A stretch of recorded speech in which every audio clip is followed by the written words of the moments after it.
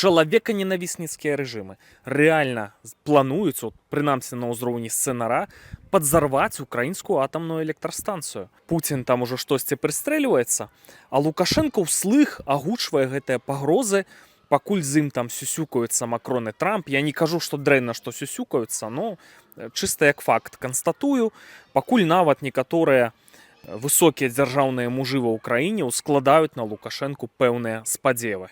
Па сутнасці, адна хваля дронаў, а Украіна можа запусціць за раз больш за 100, то па сутнасці будзе выбіта ўся стратэгічная інфраструктура. Лукашенко застаецца толькі рэагаваць даволі востра.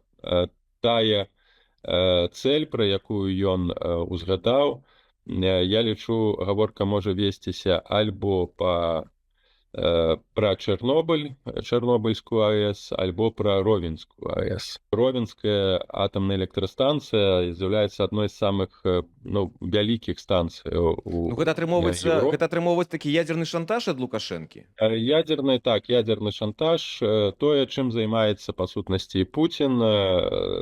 Для такіх тэрарыстычных рэжымаў, як расійскі тэрарыстычны рэжым, так, яны могуць руками Лукашенко запусціць іскандеры альбо па Чарнобыльскай, альбо па Ровенскай электрастанцыі атамнай. І гэта таксама небяспечна, но калі пойдзе гаворка пра выжыванне Лукашенка, жыццё і смерці Пуціна, то іх ужо нішто не паўстрымае, нішто не абмяжуе ў выкарыстанні па сутнасці самагубчых для ўсяго свету метадаў вядзення вайны, і я тут ніякіх сумневаў не маю.